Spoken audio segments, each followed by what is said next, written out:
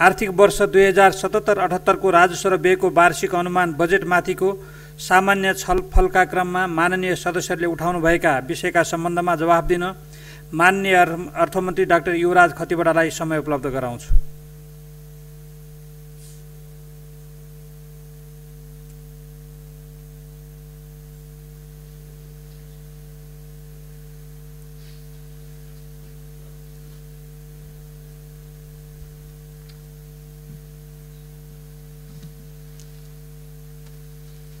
सम्माननीय अध्यक्ष महोदय, आर्थिक वर्ष 2077-78 को बजेटमाथिको सामान्य छलफलमा भाग लिनुहुने सम्पूर्ण माननीय सदस्यज्यूहरूलाई सम्माननीय अध्यक्षज्यू मार्फत म धन्यवाद दिन चाहन्छु।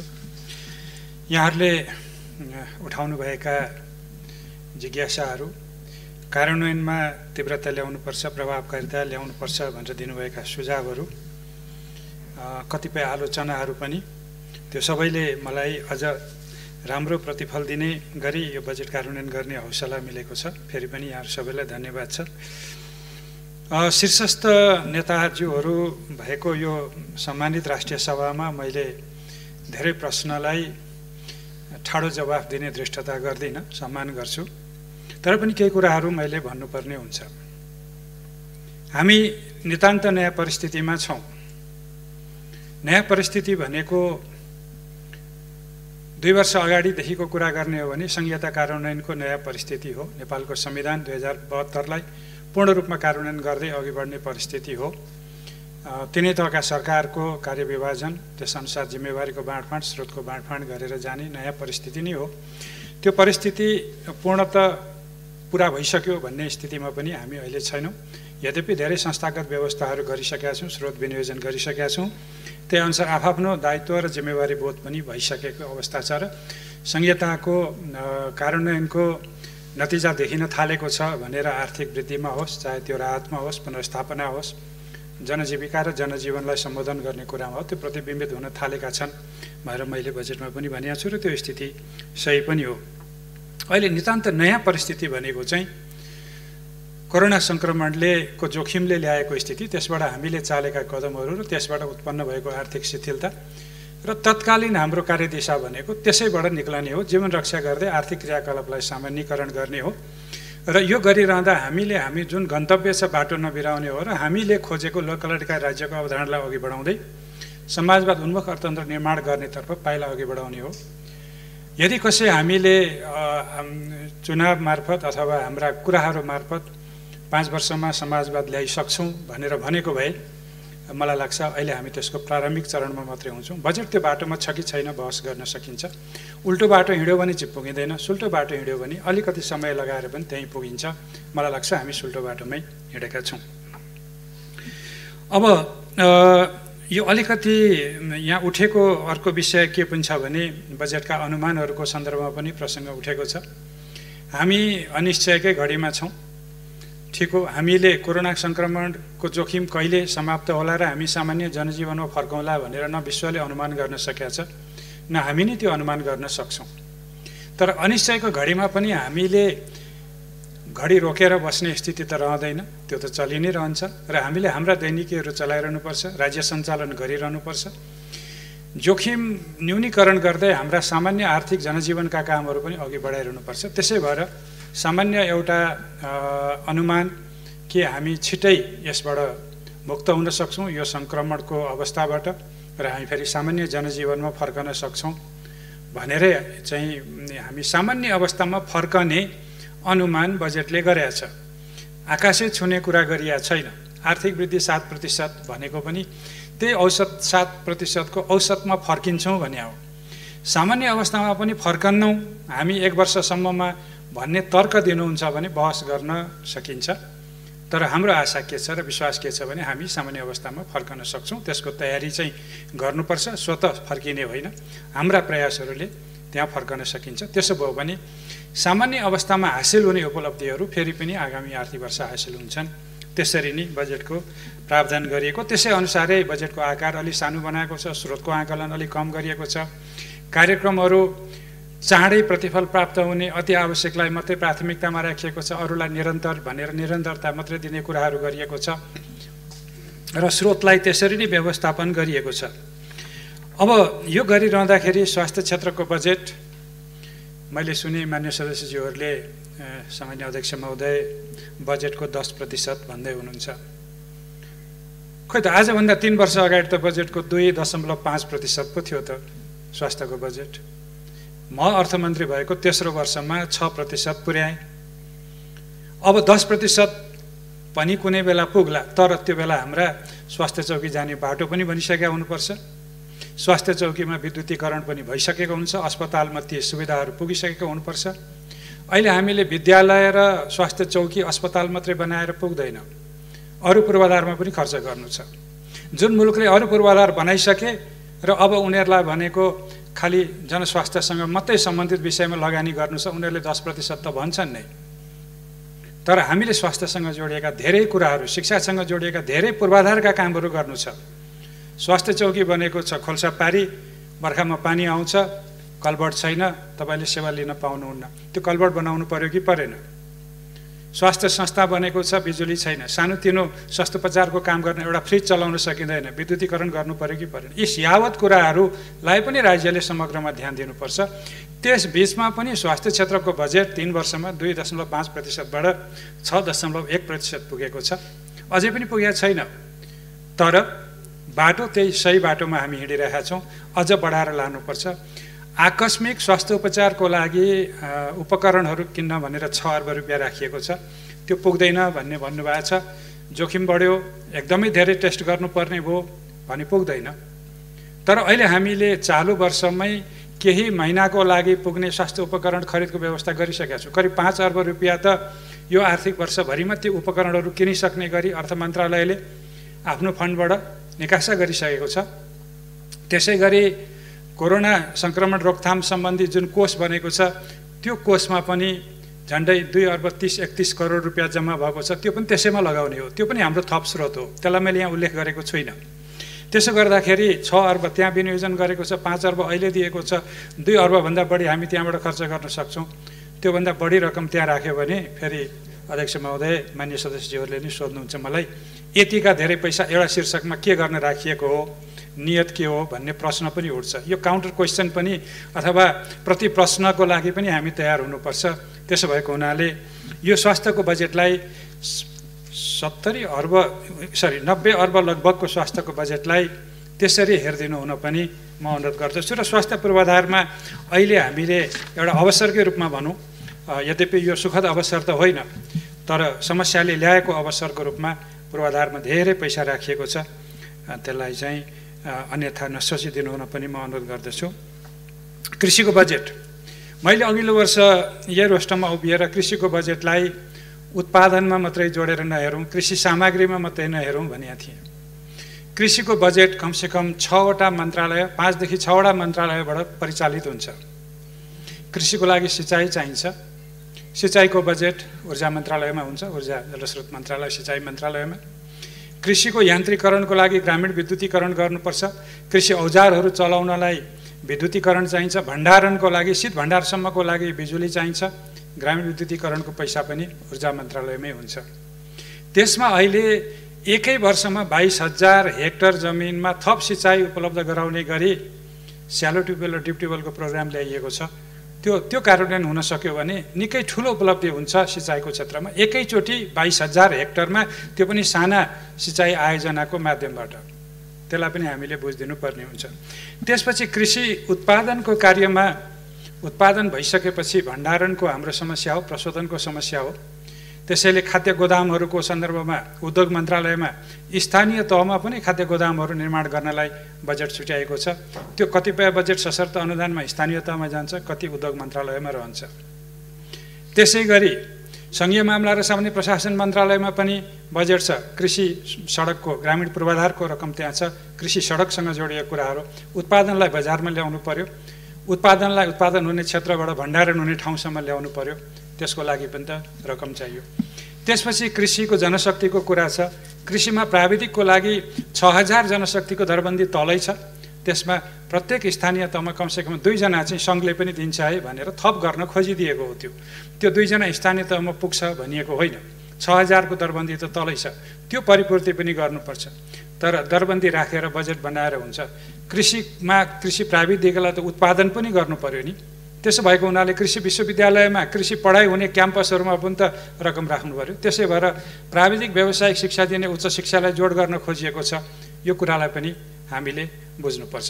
यसरी समग्रमा हेर्दाखेरि कृषि क्षेत्रको बजेटलाई हामीले उत्पादनदेखि भण्डारण, प्रशोधन र बजारीकरणको तहसम्म हेर्नुपर्छ। र कृषि सामग्रीको चाहिँ तहमा हेर्ने हो भने सहुलियतपूर्ण कर्जा कार्यक्रम कृषिमा छ, त्यसमा ब्याज अनुदानको कुरा छ, कृषिको बिमाको कुरा छ।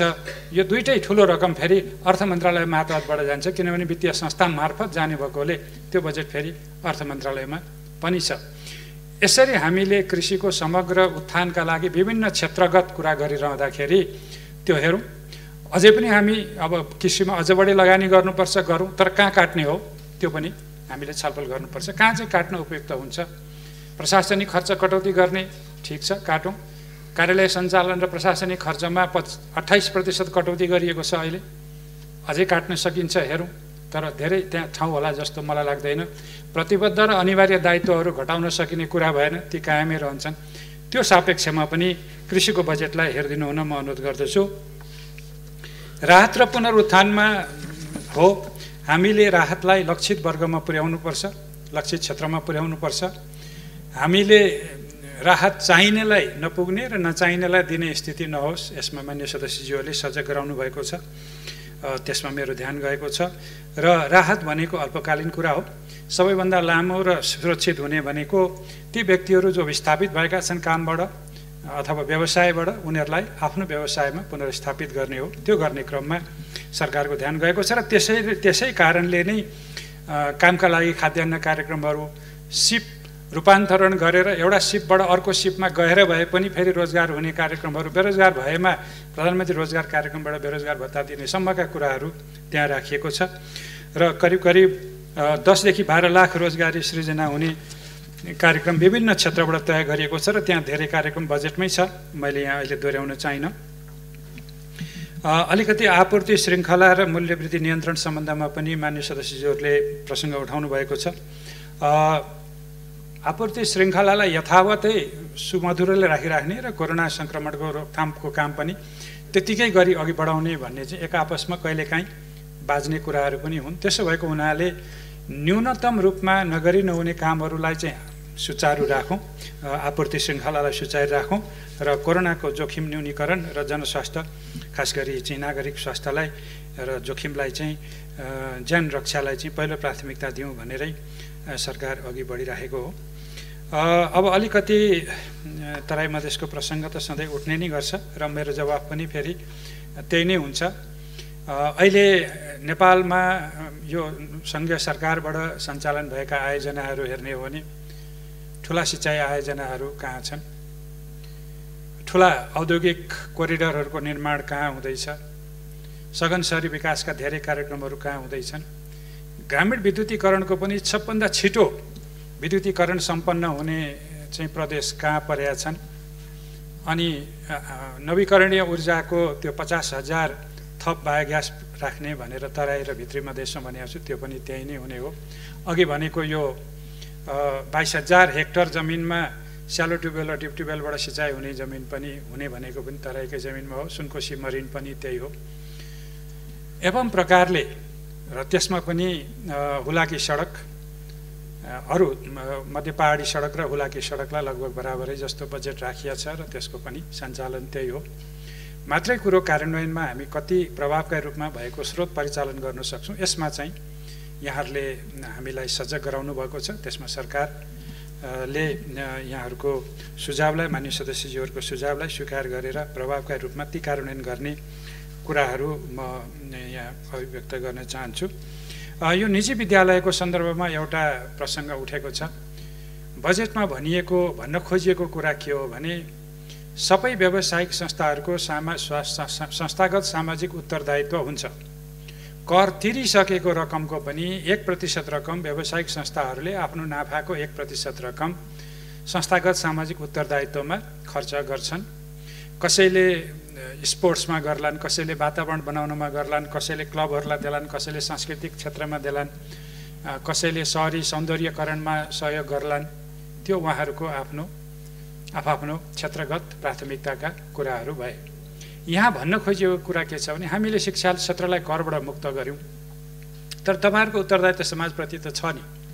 छ भने आफ्नो त्यो नाफाको 1% रकम सामुदायिक विद्यालयहरूको पूर्वाधार निर्माणमा तपाईँहरूले सहयोग गरिदिनुहोस् हामीलाई भन्न खोजेको कुरा यति नै हो। सामुदायिक विद्यालय सञ्चालनको जिम्मेवारी र त्यस अर्थमा माध्यमिक तहसम्मको शिक्षा निःशुल्क र अनिवार्य गर्दै जानुपर्छ भन्ने सरकारको प्रतिबद्धता, संवैधानिक व्यवस्था, त्यसमा सरकार कहिले पछि हट्दैन, हटेको छैन र हट्ने छैन। सामुदायिक विद्यालयलाई नै निजी विद्यालयभन्दा राम्रो बनाउने, त्यसै गरी अघि बढ्ने सरकारको प्रतिबद्धता हो। तर त्यसबिचमा पनि कसैले हामी तपाईँलाई कम्प्युटर दिउँला कुनै सामुदायिक विद्यालयलाई, काहीँ हामी खेलकुदको सामग्री दिउँला, काहीँ हामी अलिकति डेस्क बेन्च राम्रो बनाइदिउँला, यदि भन्छ भने भो हाम्रो सामुदायिक विद्यालय हो हामी केही पनि लिँदैनौँ भन्नु किन पर्यो र? हामी किन डराउनु पर्यो? हाम्रो जिम्मेवारीभित्र कसैले सहयोग गर्छु भन्छ भने हो। निजी विद्यालयलाई सामुदायिक विद्यालय जिम्मा लाउन खोजेको होइन, यो हुँदै होइन। यसमा मान्य सदस्यज्यूहरू निर्धुक्क हुनुहोला। यो जिम्मेवारी सरकारको हो। सामुदायिक विद्यालय गुणस्तर सुधार गर्ने मूल काम सरकारको हो, यसले गर्छ। त्यसपछि अलिकति छलफलमा उठेको विषयहरू कहीँ कतै छात्रवृत्तिको रकम घट्यो कि भन्ने पनि छ। हामी त सामाजिक सुरक्षाका कुराहरू शिक्षामा छात्रवृत्ति बढाउँदै जाने नै हो, घट्दैन। काहीँ कतै अङ्क घटेको देखेर त्यस्तो भन्नुभएको हो भने पनि सङ्ख्याको हिसाबले कहिलेकाहीँ तलमाथि हुन्छ। हामीलाई सङ्ख्या गणना गर्दा कहिलेकाहीँ नपुग पनि हुनसक्छ त्यो रकम। सङ्ख्या बढ्दै जाँदा त्यो हाम्रो प्रतिबद्ध दायित्व हो, त्यो पुरा हुन्छ। त्यसो हुनाले छात्रवृत्ति घट्ने अथवा विद्यमान सामाजिक सुरक्षाहरू कुनै पनि घट्ने स्थिति छैन भनेर त यसअघि पनि मैले भनिसकेकै पनि छु। त्यसअनुसारै हुने कुरा म मान्य सदस्यज्यूहरूलाई सामान्य अध्यक्षज्यू मार्फत जानकारी गराउन चाहन्छु। त्यसपछि एउटा रासायनिक मलको सन्दर्भमा पनि प्रसङ्ग उठेको छ। यो चाहिँ बुझाइको फरक हो। रासायनिक मलको भन्सार दर 0 छ, तर त्यही रासायनिक मल कुनै कम्पोनेन्ट उद्योगहरूले प्रयोग गर्छन्, केही फ्याक्ट्रीहरूले प्रयोग गर्छन् अरू प्रयोजनको लागि। त्यसमा चाहिँ त्यो दर बढाइदिएको हो, किनभने कृषिको लागि गरिने कार्यको लागि चाहिने रासायनिक मल अन्यत्र प्रयोग हुँदाखेरि त्यति राम्रो हुँदैन र त्यसलाई हामीले 0 भन्सार दरमा ल्याउनु पनि जरुरी छैन। त्यसमा रासायनिक मलको भन्सार बढेको स्थिति होइन। विद्युतीय सवारी साधनको रूपमा सार्वजनिक यातायातका साधनहरूमा 1% भन्सार छ। सार्वजनिक यातायातका साधन विद्युतीय हुनुपर्छ भन्ने कुरामा हामी सबै त्यही बाटोमा हो। तर निजी सवारी साधन चाहिँ विद्युतीय सवारी साधन कति मूल्यसम्मको ल्यायो भने मुलुक चाहिँ विद्युतीकरणमा अघि बढ्छ र कति मूल्यभन्दा कमको चाहिँ ल्याउँदाखेरि के हुन्छ भन्ने छलफल गर्न सकिन्छ। तर एउटा कुरो के हो भने आम उपभोक्ताले लाभ लिने भनेको सार्वजनिक सवारीको साधन हो, जसमा हामीले छोएका छैनौँ। त्यसपछि 3 पाङ्ग्रे हो। 3 पाङ्ग्रे साधनमा पनि स्वदेशमै सङ्कलन हुने र त्यो चाहिँ निर्माण हुने किसिमका 3 पाङ्ग्रेहरूलाई संरक्षण दिनलाई आयात हुनेमा अलिकति भन्सार समायोजन गरिएको मात्रै हो। त्यो पनि मलाई लाग्छ हामीले आन्तरिक रूपमै यस्ता उत्पादनहरू बढाउन र चाहिँ एसेम्ब्ली गर्नलाई सहयोग पुग्ने गरी नै त्यो गरिएको छ र भन्सार दर यसै पनि बढी छैन। अब अरू केही यो कहीँ कतै चाहिँ मल बिउमा पनि बढ्यो भने छ, त्यो होइन।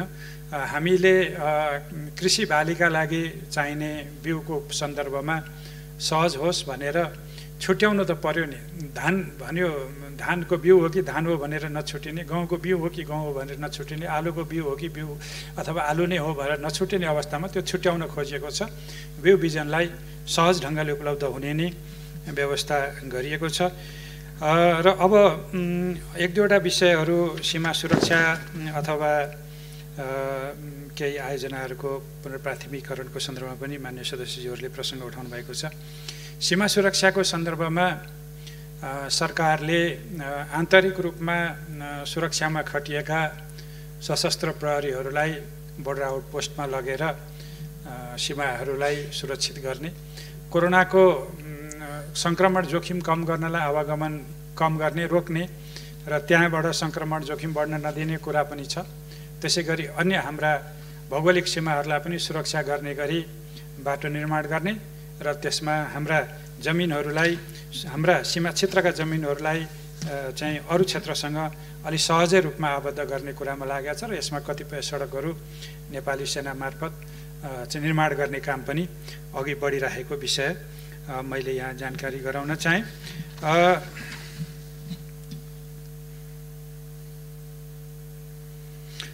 एमसीसी को विषय एउटा प्रसङ्ग उठेको छ। यो एमसीसी लगातार तेस्रो वर्षदेखि मैले प्रस्तुत गरेको बजेटमा परिरहेकै विषय हो। एमसीसी सम्बन्धी जुन सम्झौता भएको छ, सम्झौता पत्र अनुमोदनको लागि संसदमा विचाराधीन छ। संसदले गर्ने निर्णयको आधारबाट एमसीसी को सहायता लिने नलिने कुराहरू निर्धारण हुन्छन् र यसै पनि त्यो सम्झौतामै के छ भने संसदबाट अनुमोदन नभई त्यो सहायता निकासा हुँदैन भन्ने व्यवस्था छ। त्यसो हुनाले अहिले संसदमै विचाराधीन रहेको विषयमा मैले यसलाई नराख्नु पनि धृष्टता हुन्छ र यो नराखिकन जाँदाखेरि भोलि संसदले त्यो अनुमोदन गरेको खण्डमा फेरि त्यही विषयलाई संसदमा पुनः प्रवेश गराउनलाई फेरि अर्को प्रक्रियामा जानुपर्ने पनि हुन्छ। त्यो भएर यसलाई निरन्तरता दिएको। तर यो एमसीसी को सहयोग लिने नलिने भन्ने सार्वभौम अधिकार संसदमा छ र संसदमै त्यो सुरक्षित छ। त्यो कुरालाई मात्रै मैले यहाँ स्पष्ट गर्न चाहेको हुँ। त्यसपछि अरू केही बजेट ठुलो भयो चाहिँ कोरोना बिर्सियो कि भन्ने एकजना मान्य सदस्यज्यूले गनेरै बस्नुभएछ। अध्यक्ष महोदय, कतिचोटि कोरोना भन्ने शब्द अर्थमन्त्रीले बोल्नुभयो भनेर अलि धेरै नै बोलिएछ कि भन्ने पनि परेको थियो, तर यहाँ चाहिँ बिर्सिएको भन्ने आयो। अन्त्यमा एउटा लाइट अलि हल्का टिप्पणी गरेर म बिदा माग्छु। अध्यक्ष महोदय, मेरो एकजना अभिन्न मित्रले 7% को आर्थिक वृद्धि हासिल भयो भने म चाहिँ राजनीतिबाटै सन्यास लिन्छु भन्नुभयो। अब मलाई यो 7% पनि पुर्याउनु परेको छ। उहाँको 40-45 वर्षको राजनीतिक योगदानलाई पनि कायम राख्नु छ। त्यसैले एउटा सङ्कटको घडीमा म छु। त्यसो हुनाले मान्य सदस्यज्यूले यस्तो बेट नगरिदिए हुन्थ्यो भन्ने पनि मेरो अनुरोध छ। धन्यवाद।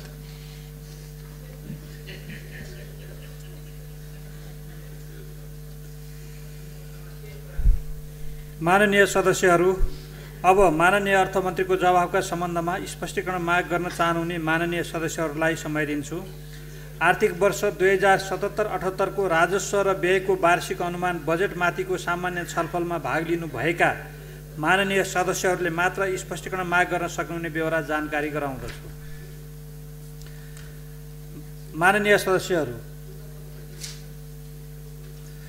स्पष्टीकरण माग गर्न चाहनुहुने माननीय सदस्यहरूले आफ्नो नाम अध्यक्षको डाँडसँगै बसेका सचिवालयका कर्मचारीलाई उपलब्ध गराइदिनु हुन अनुरोध गर्दछु।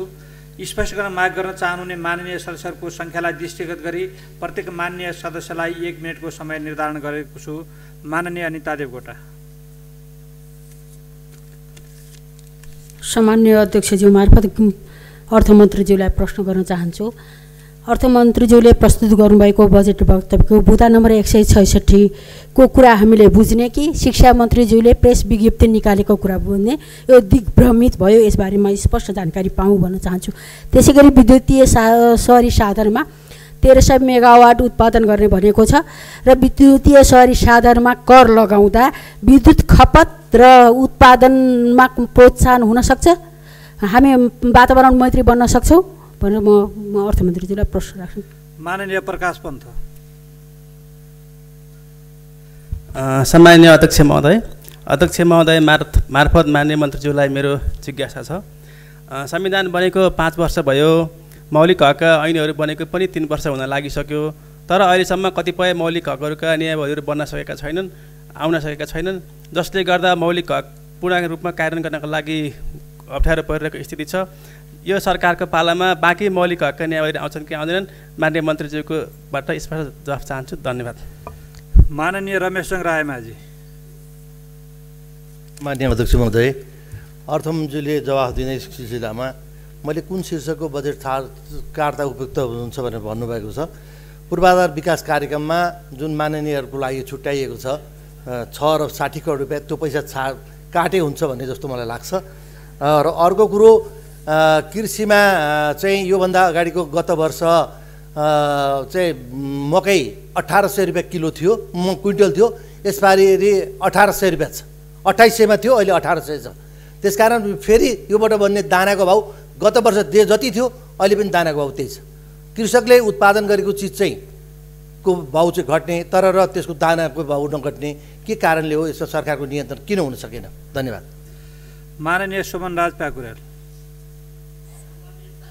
महोदय, मार्फत म अर्थमन्त्रीज्यूलाई एउटा प्रश्न सोध्न चाहन्छु। माननीय अर्थमन्त्रीज्यूलाई, यो गहुँको र मैदाको पहिले भन्सार रेट फरक थियो, अहिले गहुँ र मैदाको एउटै भन्सार रेट कायम गरियो, दर रेट कायम गरिएको छ।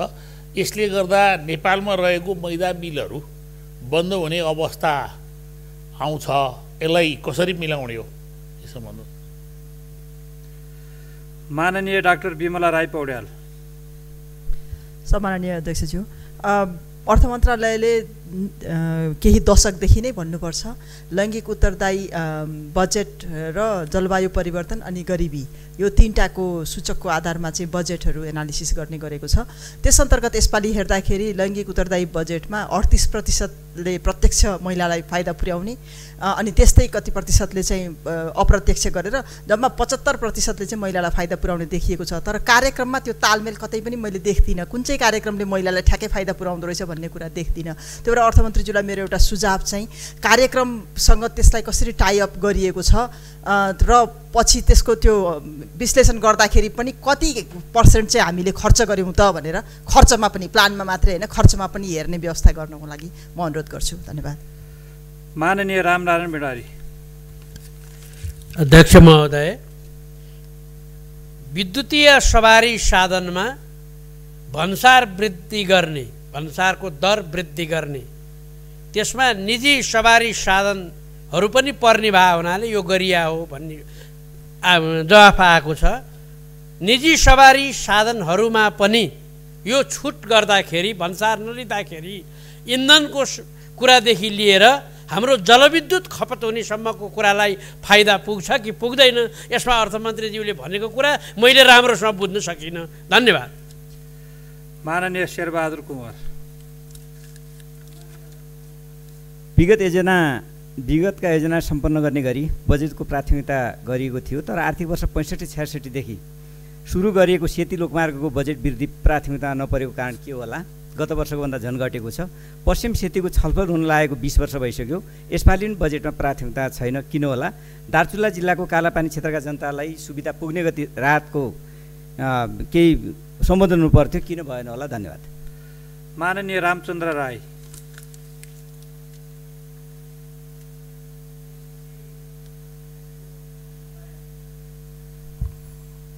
सदनमा विचाराधीन छ। त्यो पास भएन भने लप्सीफेदी रातामाटा हेटौडा, लप्सीफेदी दमौली, लप्सीफेदी रातामाटा दमौली बुटोल प्रसारण लाइन 400 kVA बन्छ कि बन्दैन? एमसिसीसँगै रिलेटेड छ वा एमसिसीभन्दा बाहिरबाट नै यो प्रसारण लाइन बन्छ? माननीय सदस्यहरू, अब माननीय अर्थमन्त्री डाक्टर युवराज खतिवड़ालाई माननीय सदस्यहरूले उठाउनुभएका जिज्ञासाका सम्बन्धमा स्पष्ट पारेर समय उपलब्ध गराउँछु।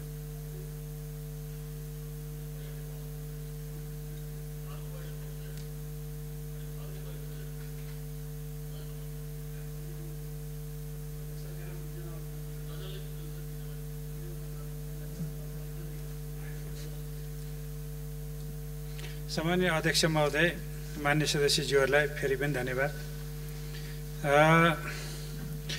एउटा राम्रो प्रश्न गर्नुभएको छ। सामुदायिक विद्यालयहरूको स्तरोन्नति सुधारमा गर्ने क्रममा हामीले निजी क्षेत्रका विद्यालयहरूले हामीले संस्थागत सामाजिक उत्तरदायित्व अन्तर्गत सहयोग गर्छौँ भन्नुभएको छ। त्यो सहयोगलाई हामीले स्वीकारेको छौँ। कुरा त्यति नै हो। नेपाल सरकारको बजेट नेपाल सरकारको हो। त्यसमा व्यक्तिगत धारणाहरू आफ्नो केही हुन सक्छन्, तर यो सरकारको कार्यक्रम हो। र मैले फेरि पनि दोहोऱ्याउँछु, सामुदायिक विद्यालयहरू, माध्यमिक विद्यालयको शिक्षा सरकारको दायित्व हो। त्यसभित्र सरकार रहन्छ, कसैलाई यो जिम्मा लगाउँदैन। बरु सहयोग गर्छौँ भन्नेको सहयोग लिनको लागि हामी माध्यमिक शिक्षामा हामीले विश्व ब्याङ्कको सहयोग लिएर अहिलेसम्म अघि बढ्यौँ, अरूको पनि सहयोग लियौँ। अनि हाम्रा संस्थाहरूले सामाजिक उत्तरदायित्व अन्तर्गतको हाम्रो नाफाको अलिकति पैसा तपाईँहरूलाई सहयोग गरिदिन्छु भन्दाखेरि यो लिनै हुँदैन यो चाहिँ यो छुवाछुतै त होइन नि त, यो निजी क्षेत्र र सामुदायिक क्षेत्रको बिचको कुरा यति नै हो। सरकारको धारणा यही नै हो। अब बाँकी यो विद्युत खपत, उत्पादन खपत र विद्युतीय गाडीको सम्बन्ध, हामीले एउटा कुरो के बुझ्नुपर्छ भने विद्युत खपतका धेरै आयामहरू छन्, खास गरी गारस्थ उत्पादन, गारस्थ खपत। अहिले बजेटबाटै 10 युनिटसम्मको विद्युत महसुलमा छुट दिएको छ। 150 युनिटसम्म खर्च गर्दा 25%, 250 युनिटसम्म खर्च गर्दा 15% छुट। विद्युतीय चुलोको 15% ड्युटी भएको घटाइएको छ। यो राहतको समयमा चाहिँ भन्सार लाग्ने छैन भनेर 2 महिनाको लागि त्यो दिएको थियो, त्यो समय सिद्धियो। तर त्यसपछि पनि भन्सार दर घटाइएको छ। उद्योगहरूले अफ पिक आवरमा उद्योग चलाउँदाखेरि 50%सम्म विद्युत खपतमा छुट दिएका छौँ भनेर व्यवस्था गरिएको छ। ग्रामीण विद्युतीकरणमा रकम राखेर बिजुली नजोडिएकोमा बिजुली जोड्ने भनिएको छ र अर्को वर्षसम्ममा प्रदेश नम्बर 1 को अलिकति काम बाँकी रहन सक्छ, तर प्रायः सबै क्षेत्रहरूमा 2 वर्षभित्रमा ग्रामीण विद्युतीकरण भएर विद्युतको खपत बढिसक्छ। अब विद्युतीय बसले नै मात्रै विद्युत खपत गराउने गरी विद्युत आयात गर्ने हो भने त हाम्रो विदेशी मुद्रा चाहिँ फेरि सकिन्छ। त्यसो हुनाले यसलाई बहुआयामिक ढङ्गले प्रयोग गर्नुपर्छ र यातायातका साधनमा पनि विद्युत खपत बढाउनु चाहिँ पर्छ। तर पहिलो प्राथमिकता सार्वजनिक यातायातको हो, दोस्रो प्राथमिकतामा निजी यातायातका साधन पर्छन्। त्यसै कारणले भन्सारमा 50% सहुलियत अहिले पनि दिएको छ निजी सवारी साधनलाई, विद्युतीय सवारी साधनलाई। अनि अन्तशुल्कमा पनि छुट दिएको छ र सरकार चलाउँदाखेरि त सबै पक्षलाई नै हेर्नुपर्ने हुन्छ। अहिलेको आवश्यकता भनेको के हो त? तत्कालीन आवश्यकता भनेको कहाँ छ हाम्रो? त्यसमा पनि अलिकति जोड दिन खोजेको छ। त्यसो भएको हुनाले यसमा स्पष्ट हुनुपर्ने अथवा अस्पष्ट हुनुपर्ने धेरै कुरा छैनन्। सरकारले विद्युतीय गाडी चाहिँ असीमित मात्रामा 10% भन्सारमा ल्याउनलाई त्यति आवश्यक ठानेन छ, तर अझै पनि 50% भन्सार छुट दिएर ल्याउन चाहिँ प्रोत्साहितै गरेको रहेछ। कुनै खास परिस्थितिमा जुन बेला पेट्रोलियमको हामीलाई हाहाकार थियो, जुन बेला नाकाबन्दीको अवस्थामा हामीले अब के गर्ने भनेका थियौँ सीमा क्षेत्रको नाकाबन्दीको कारणले, त्यो बेला हामीले ल अब विद्युतीय गाडीमा जाउँ भनेर सुरु गरिएको अवस्था पनि हो। यो पनि हामीले बिर्सिनुहुन्न। सन्दर्भ त्यति धेरै हामी त्यो चाहिँ एकदमै खुकुलो हुनुको पछाडिको पृष्ठभूमि पनि हामीले बुझ्यो भने अहिले 50% छुट दिएर भन्सार छुट दिएर त्यो ल्याउँदा प्रोत्साहितै छ भन्ने बुझ्नुपर्छ। यद्यपि बढेको कुरा चाहिँ सही हो। त्यसपछि मौलिक हकका बाँकी कानुनहरू, मौलिक हक कानुनका बाँकी कानुनहरू कार्यान्वयन गर्दै गइन्छ र मलाई लाग्छ ठिक सम्झाउनु भएको छ माननीय सदस्यज्यूले, यो चाहिँ संसदमा क्रमशः पेश गर्दै सरकारले अघि बढ्नेछ। एउटा राम्रो सुझाव दिनुभएको छ, पूर्वाधार स्थानीय पूर्वाधार साझेदारी कार्यक्रमको बजेट काट्ने भएर यसचोटि 2 करोड त काटि नै हाल्यो। त्यसकारण सुझावको लागि फेरि पनि यहाँलाई धन्यवाद छ। यो दानाको भाउ र मकैको भाउको प्रसङ्ग उठाउनु भएको छ। कच्चा पदार्थको भाउ घट्ने, तयारी वस्तुको भाउ नघट्ने कुरालाई सरकारले यसलाई हेर्छ के भएको रहेछ भनेर। गहुँ र मैदाको पहिले गहुँको भन्सार महसुल कम, मैदाको 9% थियो। पछि हामीले कृषि सुधार शुल्क बढाएनौँ र हामीले खाद्य वस्तुहरूमा अलिकति संरक्षण गरेनौँ भने हाम्रो धान मकै गहुँ जस्ता उत्पादनमा हामी आत्मनिर्भर हुन सक्दैनौँ भनेर क्रमशः यी खाद्य वस्तुहरू जसमा मुलुक आत्मनिर्भर हुने हो ती वस्तुहरूलाई हामीले चाहिँ 9% कृषि सुधार शुल्क बढाएको। त्यो गर्दाखेरि मैदाको सँग पुगेको छ। त्यसलाई अब हामी हेर्दैछौँ अहिले कसरी फरक गर्न सकिन्छ भनेर। त्यो मैदाको घटाएर त्यस्तो भएको होइन, गहुँको बढाउँदाखेरि त्यस्तो भएको स्थिति हो। त्यसपछि केही लोकमार्ग, सुदूरपश्चिम प्रदेशका केही आयोजना र लोकमार्गको सन्दर्भमा कुरा उठाउनु भएको छ। सेती लोकमार्गमा बजेट छ, क्रमशः कार्यान्वयन गर्दै जाने हो। पश्चिम सेती र SR6 लाई जोडेर निजी क्षेत्रबाट चाहिँ यो प्रवर्धन हुने आयोजनाको रूपमा लगानी बोर्डमा प्रस्ताव गरिएको थियो। लगानी बोर्ड मार्फत अनि लगानीकर्ता पनि आउनुभएको, लगानीको इच्छा पनि देखाउनु भएको, MOU पनि भएको, तर पछि फाइनली सम्झौता गर्न नआउनु भएको स्थिति छ। त्यसो भएको हुनाले अब नयाँ मोडालिटीबाट नयाँ लगानीकर्ता खोजेर जानु छ। र अहिलेको अवस्थामा नेपाल सरकारले विद्युतको प्रसारण र वितरणमा बढी जोड गरेको छ। उत्पादनको काम निजी क्षेत्रबाट गराउनुपर्छ, नभए सरकारको स्रोत उत्पादनमा जाने, अनि प्रसारण र वितरण चाहिँ गर्न नसकेपछि विद्युत खेर जाने स्थिति हुन्छ। सीमित स्रोतका बिचमा अहिलेको हाम्रो प्राथमिकता भनेको केही स्टोरेज आयोजनाहरू पक्कै हुन्, त्यसपछि चाहिँ जोड गरिएको भनेको प्रसारण र वितरण हो, जसले त्यो विद्युत चाहिँ खपत गराउनलाई सहयोग गर्छ। अनि त्यो लप्सीफेदी रातमाटे अनि हेटौडा दमौली बुटवलको प्रसारण लाइन पनि त्यसैको अङ्ग हो। त्यो विद्युत प्रसारण लाइन हाम्रो लागि मध्य पहाडी क्षेत्रको लागि लाइफ लाइन हो, त्यो बनाउनुपर्छ। त्यसलाई सहयोग दिने निकायहरू अहिले तत्कालै हामीले एक चरणको सम्झौता भएर अघि बढेको अमेरिकी सहयोग नियोग मिलेनियम च्यालेन्ज कर्पोरेसन हो। तर त्यो सम्झौता पत्र अनुमोदन नभइकन त्यो सहायता कार्यान्वयन हुँदैन। त्यसो भएको हुनाले सरकारले आफ्नो स्रोतबाट पनि त्यहाँ बजेट विनियोजन गरेको छ। अहिले जग्गा अधिग्रहणको लागि रकम विनियोजन गरिएको छ। जग्गा अधिग्रहण लगायतको नेपाल सरकारले गर्ने काम गर्ने हो। लगानीकर्ताहरू हामीले अब संसदले अनुमोदन गरिदिए त्यही अघि बढ्छ, अनुमोदन नभएमा सरकारले आफ्नो स्रोतबाट या वैकल्पिक स्रोतबाट पनि त्यो गर्नुपर्ने हुन्छ। त्यो आयोजना हाम्रा मुख्य ठाउँमा विद्युत उत्पादन हुने क्षेत्रको विद्युत प्रसारण लाइन मार्फत उपभोग हुने ठाउँमा पुर्याउनु पर्ने हाम्रो चाहिँ रणनीतिक महत्त्वको त्यो आयोजना हो। त्यसलाई यही रूपमा बुझिदिनु हुन अनुरोध गर्दछु। आयोजना चाहिँ सरकारले अघि बढाउनुपर्छ भन्ने मलाई लाग्छ र त्यसै अनुसार बजेटमा त्यसलाई व्यवस्थित गरिएको। मान्य सदस्यज्यूहरूले राख्नुभएका जिज्ञासाप्रति फेरि पनि धन्यवाद दिँदै मेरो भनाइ यहीँ टुङ्ग्याउँछु। धन्यवाद। मान्य सदस्यहरू, आर्थिक वर्ष 2077-78 को राजस्व र व्ययको वार्षिक अनुमान बजेटमाथिको सामान्य छलफल यहीँ समाप्त हुन्छ। माननीय सदस्यहरू, अब अर्को बैठक 2077 साल जेठ 20 गते मङ्गलबार बिहान 11 बजे बस्ने गरी यो बैठक स्थगित हुन्छ।